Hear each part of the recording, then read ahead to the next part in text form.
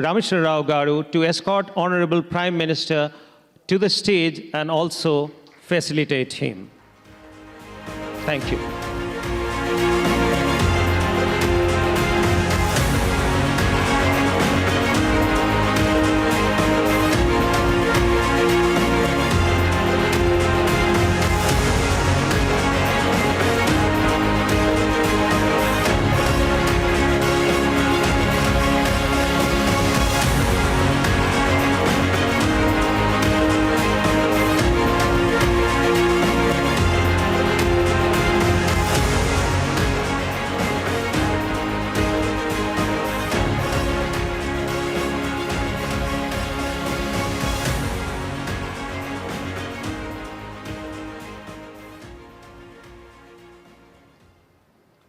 नमस्कार। पिछले कुछ समय में मुझे एक दो बार टीवी 9 भारतवर्ष देखने का मौका मिला है। नॉर्मली भी युद्धों और मिसाइलों पर आपका बहुत फोकस होता है,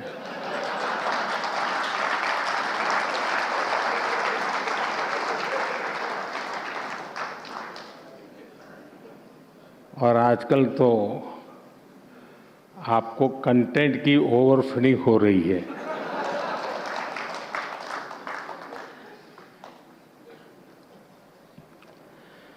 बड़े बड़े देश टीवी 9 को इतना सारा कंटेंट देने पर तुले हुए हैं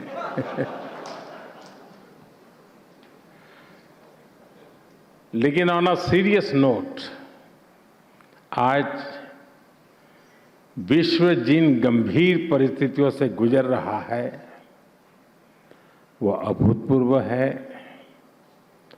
और बेहद गंभीर है। और इन स्थितियों के बीच आज टीवी 9 नेटवर्क ने विचारों का एक बेहद महत्वपूर्ण मंच बनाया है। आज इस समिट में आप सभी इंडिया एंड द वर्ल्ड इस विषय पर चर्चा कर रहे हैं। मैं आप सबको बधाई देता हूं, इस समिट के लिए अपनी शुभकामनाएं देता हूं, सभी अतिथियों का अभिनंदन करता हूं। साथियों, आज जब दुनिया कॉन्फ्लिक्ट के कारण उलझी हुई है, जब इन कॉन्फ्लिक्ट के दुष्प्रभाव पूरी दुनिया पर दिख रहे हैं, तब इंडिया एंड द वर्ल्ड की बात करना बहुत ही प्रासंगिक है। भारत आज वो देश है जिसकी अर्थव्यवस्था तेजी से आगे बढ़ रही है। 2014 के पहले की स्थितियों के पीछे छोड़ करके आज भारत एक नए आत्मविश्वास के साथ आगे बढ़ रहा है। अब भारत चुनौतियों को टालता नहीं है, बल्कि चुनौतियों से टकराता है।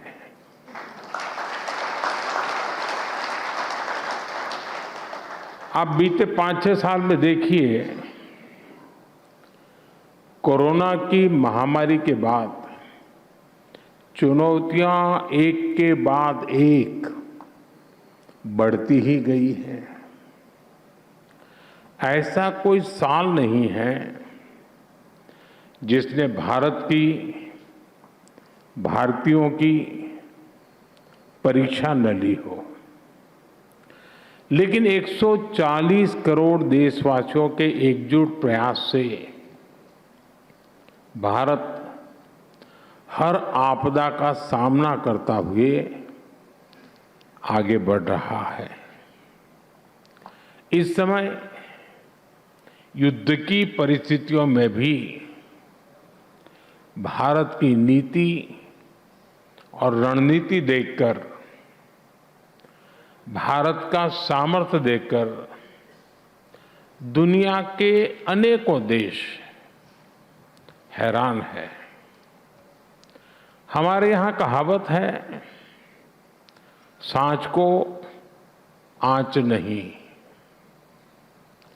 28 फरवरी से दुनिया में जो उथल-पुथल मची है,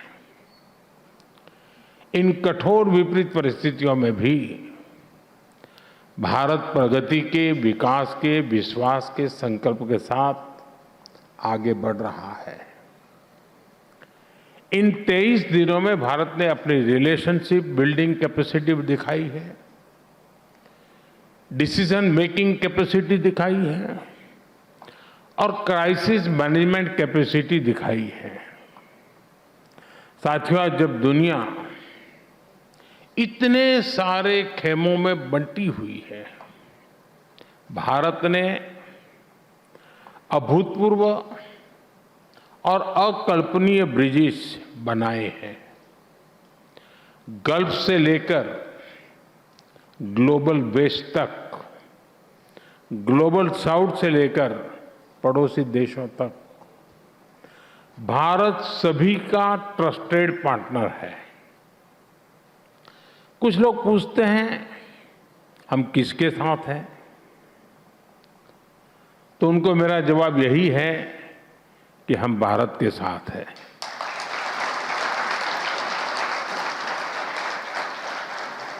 हम भारत के हितों के साथ हैं, शांति के साथ है, संवाद के साथ है।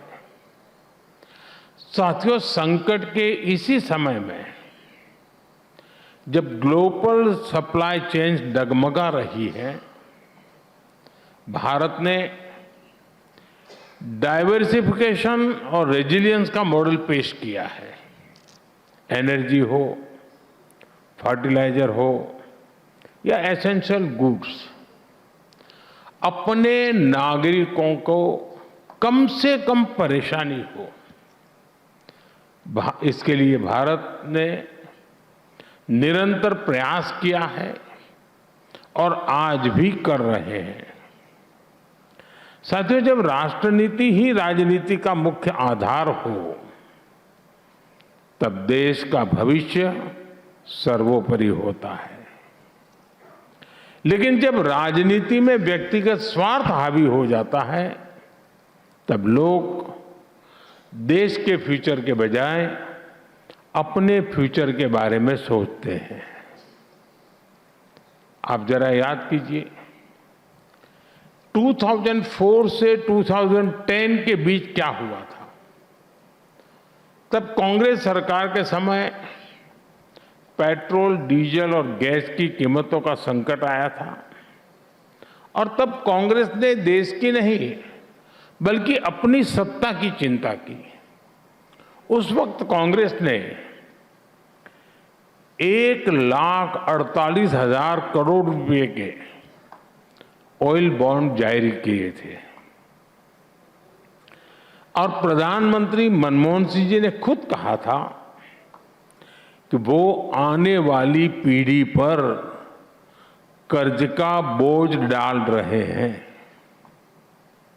ये जानते हुए भी कि ऑयल बॉन्ड का फैसला गलत है, जो रिमोट कंट्रोल से सरकार चला रहे थे, उन लोगों ने अपनी सत्ता बचाने के लिए ये गलत निर्णय किया, क्योंकि जवाबदेही उस समय नहीं होनी थी। उस बॉन्ड पर रीपेमेंट 2020 के बाद होनी थी। साथियों, बीते 5-6 वर्षों में हमारी सरकार ने कांग्रेस सरकार के उस पाप को धोने का काम किया है और इस धुलाई का खर्चा कम नहीं आया है। ऐसी लॉन्ड्री कभी आपने देखी नहीं होगी। 1,48,000 1,48,000 करोड़ रुपए की जगह देश को 3 लाख करोड़ रुपए से अधिक की पेमेंट करनी पड़ी, क्योंकि इसमें ब्याज भी जुड़ गया था। यानी हमने करीब करीब 2 गुनी राशि चुकाने के लिए मजबूर हुए। आजकल कांग्रेस के जो नेता बयानों की मिसाइलें दाग रहे हैं, मिसाइल आई तो टीवी 9 को मजा आएगा।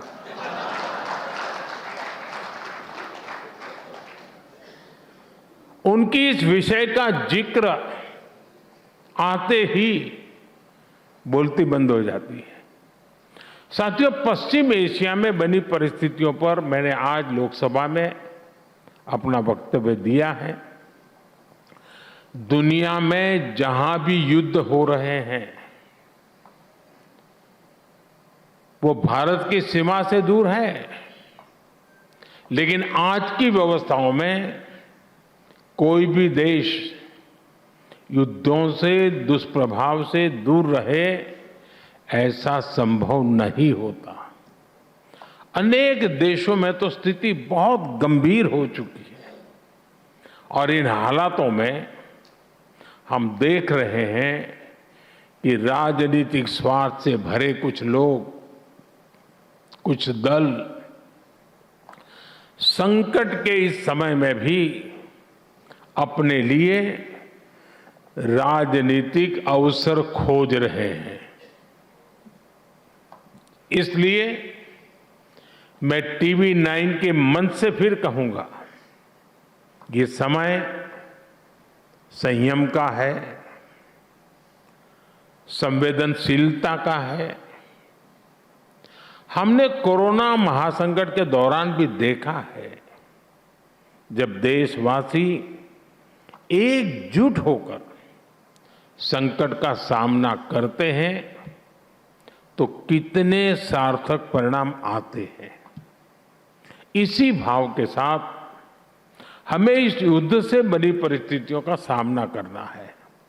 साथियों, दुनिया की हर उथल-पुथल के बीच भारत ने अपनी प्रगति की गति को भी बनाए रखा है। अगर मैं 28 फरवरी को युद्ध शुरू होने के बाद बीते 23 दिनों का ही ब्यौरा दूं तो पूरब से पश्चिम तक, उत्तर से दक्षिण तक देश में हजारों करोड़ के डेवलपमेंट प्रोजेक्ट्स का काम हुआ है। दिल्ली मेट्रो रेल के महत्वपूर्ण कॉरिडोर्स का लोकार्पण, सिलचर का हाई स्पीड कॉरिडोर का शिलान्यास, कोटा में नए एयरपोर्ट का शिलान्यास, मदुरई एयरपोर्ट को इंटरनेशनल एयरपोर्ट का दर्जा देना, ऐसे अनेक काम बीते 23 दिनों में ही हुए हैं। बीते 1 महीने के दौरान ही औद्योगिक विकास को गति देने के लिए भव्य स्कीम को मंजूरी दी गई है। इसके तहत देश भर में 100 plug and play industrial park विकसित किए जाएंगे। देश में small hydro power development scheme को भी हरी झंडी दी गई है। इससे आने वाले वर्षों में 1500 मेगावाट नई हाइड्रो पावर कैपेसिटी जोड़ी जाएगी। इसी दौरान जल जीवन मिशन को साल 2028 तक बढ़ाने का निर्णय लिया गया है। किसानों के हित में भी अनेक बड़े निर्णय लिए गए हैं। बीते 1 महीने में ही पीएम किसान सम्मान निधि के तहत 18,000 करोड़ रुपए से अधिक सीधे किसानों के खाते में ट्रांसफर किए गए हैं। और जो हमारे एमएसएमईज है, जो हमारे निर्यातक हैं, उनके लिए भी करीब 500 करोड़ रुपए के राहत पैकेज की भी घोषणा की गई है। ये सारे कदम इस बात का प्रमाण है कि विकसित भारत बनाने के लिए देश कितनी तेज गति से काम कर रहा है। साथियों, मैनेजमेंट की दुनिया में एक सिद्धांत कहा जाता है, what gets measured gets manage. लेकिन मैं इसमें एक और बात जोड़ना चाहता हूं, what gets measured gets improved और अल्टीमेटली गेट्स ट्रांसफॉर्म। क्योंकि आकलन जागरूकता पैदा करता है, आकलन जवाबदेही तय करता है और सबसे महत्वपूर्ण आकलन संभावनाओं को जन्म देता है। साथियों, अगर आप 2014 से पहले के 10-11 साल और 2014 के बाद के 10-11 साल का आप आकलन करेंगे तो यही पाएंगे कि कैसे इसी सिद्धांत पर चलते हुए भारत ने हर सेक्टर को ट्रांसफॉर्म किया है। जैसे पहले हाईवे बनते थे करीब 11-12 किलोमीटर प्रतिदिन की रफ्तार से, आज भारत करीब 30 किलोमीटर प्रतिदिन की स्पीड से हाईवे बना रहा है।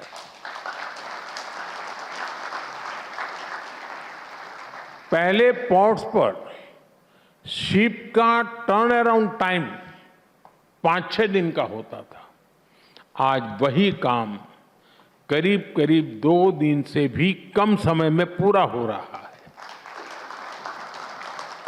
पहले स्टार्टअप कल्चर के बारे में चर्चा ही नहीं होती थी। 2014 से पहले हमारे देश में 400-500 स्टार्टअप्स ही थे। आज भारत में 2 लाख से ज्यादा रजिस्टर्ड स्टार्टअप्स हैं। पहले मेडिकल एजुकेशन में सीटें भी सीमित थी, करीब 50-55 हजार MBBS सीट थी, आज ये बढ़कर 1.25 लाख से ज्यादा हो चुकी है। पहले देश के बैंकिंग सिस्टम से भी करोड़ों लोग बाहर थे। देश में सिर्फ 25 करोड़ के आसपास ही बैंक अकाउंट थे, वहीं जनधन योजना के माध्यम से 55 करोड़ से ज्यादा बैंक अकाउंट खुले हैं। पहले हमारे देश में एयरपोर्ट्स की संख्या भी 70 से कम थी, आज एयरपोर्ट्स की संख्या भी बढ़कर 160 से ज्यादा हो चुकी है। साथियों, पहले भी योजनाएं तो बनती थी, लेकिन आज फर्क है, आज परिणाम दिखते हैं। पहले गति धीमी थी, आज भारत फास्ट ट्रैक पर है। पहले संभावनाएं भी अंधकार में थी, आज संकल्प सिद्धियों में बदल रहे हैं। इसलिए दुनिया को भी ये संदेश मिल रहा है कि ये नया भारत है, ये अपने विकास के लिए कोई कोर कसर बाकी नहीं छोड़ रहा है। साथियों, आज हमारा प्रयास है कि अतीत में विकास का जो असंतुलन पैदा हो गया था उसको अवसरों में बदला जाए। अब जैसे हमारा पूर्वी भारत है, हमारा पूर्वी भारत संसाधनों से समृद्ध है। दशकों तक वहां जिन्होंने सरकारें चलाई हैं, उनकी उपेक्षा ने पूर्वी भारत के विकास पर ब्रेक लगा दी थी। अब हालत बदल रहे हैं। जिस असम में कभी गोलियों की आवाज सुनाई देती थी, आज वहां सेमीकंडक्टर यूनिट बन रही है। ओडिशा में सेमीकंडक्टर से लेकर पेट्रोकेमिकल्स तक अनेक नए नए सेक्टर का विकास हो रहा है। जिस बिहार में 6-7 दशक में गंगा जी पर एक बड़ा पुल बन पाया था, उस बिहार में पिछले 1 दशक में 5 से ज्यादा नए पुल बनाए गए। यूपी में कभी कट्टा मैन्युफैक्चरिंग की कहानियां कही जाती थी। आज यूपी मोबाइल फोन मैन्युफैक्चरिंग में दुनिया में अपनी पहचान बना रहा है। साथियों, पूर्वी भारत का एक और बड़ा राज्य पश्चिम बंगाल है। पश्चिम बंगाल एक समय में भारत के कल्चर, एजुकेशन, इंडस्ट्री और ट्रेड का हब होता था। बीते 11 वर्षों में केंद्र सरकार ने पश्चिम बंगाल के विकास के लिए बड़ी मात्रा में निवेश किया है, लेकिन दुर्भाग्य से आज वहां एक ऐसी निर्मम सरकार है जो विकास पर ब्रेक लगाकर बैठी है।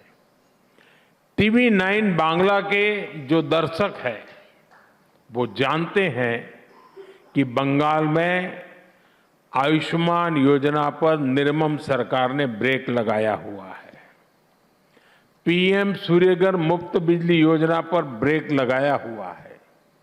पीएम आवास योजना पर ब्रेक लगाया हुआ है। चाय बागान श्रमिकों के लिए शुरू हुई योजना के लिए ब्रेक लगाया हुआ है।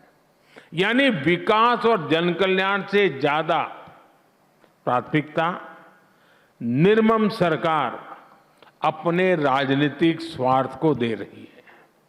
साथियों, देश में इस तरह की राजनीति की शुरुआत जिस दल ने की है वो अपने गुनाहों से बच नहीं सकती, और वो पार्टी है कांग्रेस।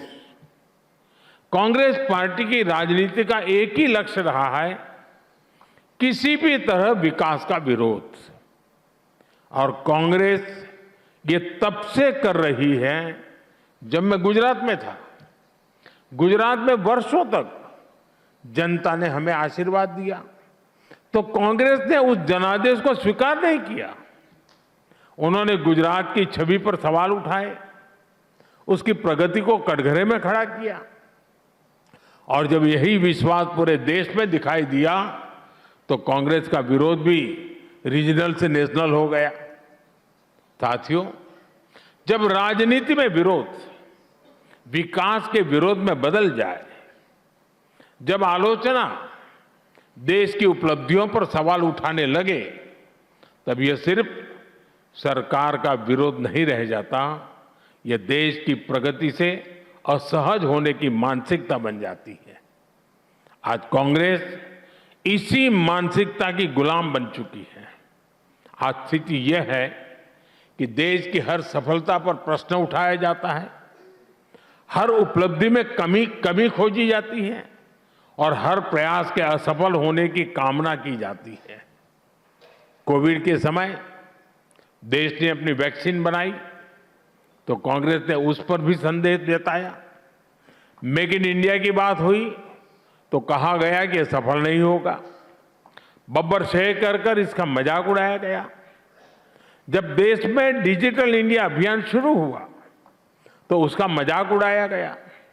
लेकिन हर बार यह कांग्रेस का दुर्भाग्य और देश का सौभाग्य रहा कि भारत ने हर चुनौती को सफलता में बदला।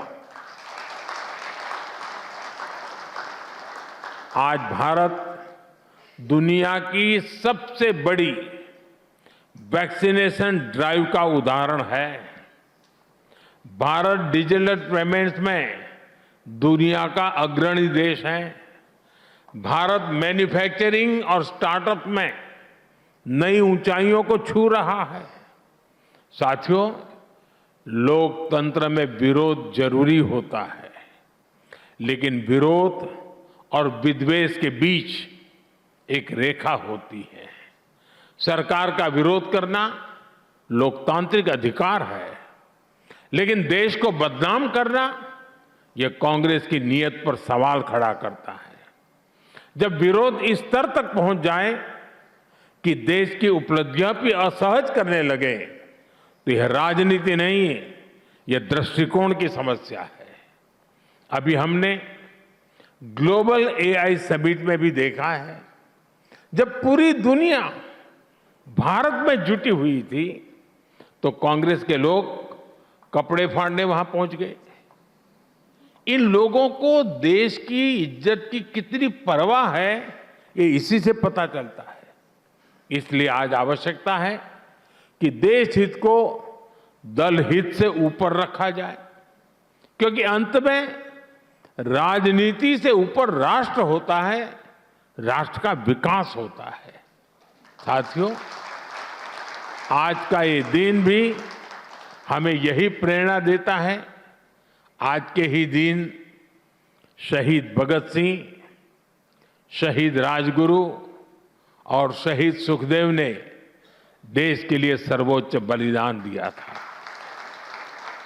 आज ही समाजवादी आंदोलन के प्रखर आदर्श डॉक्टर राम मनोहर लोहिया जी की जयंती भी है। ये वो प्रेरणाएं हैं जिन्होंने देश को हमेशा स्व से ऊपर रखा है। देश हित को सबसे ऊपर रखने की यही प्रेरणा भारत को विकसित भारत बनाएगी। यही प्रेरणा भारत को आत्मनिर्भर बनाएगी। मुझे पूरा विश्वास है कि TV9 की ये समिट भी भारत के आत्मविश्वास और दुनिया के भरोसे पर, भारतीयों पर जो भरोसा है, उस भरोसे को और सशक्त करेगी। आप सभी को मेरी तरफ से बहुत बहुत शुभकामनाएं हैं और आपके बीच आने का अवसर दिया, आप सबसे मिलने का मौका लिया, इसलिए बहुत बहुत धन्यवाद। नमस्कार।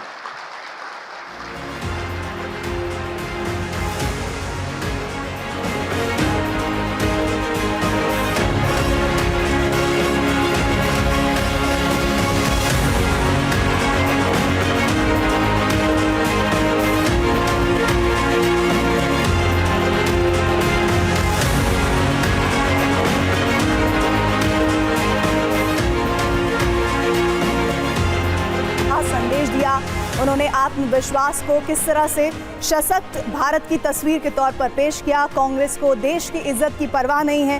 प्रधानमंत्री ने विरोधियों पर निशाना साधा और साथ ही भारत का अब दुनिया को लेकर क्या नजरिया रहेगा आने वाले वक्त में, जब हम जंग की बात करते हैं, उसका भी एक बड़ा प्रारूप प्रधानमंत्री ने प्रदर्शित किया। WITT के मंच पर प्रधानमंत्री मोदी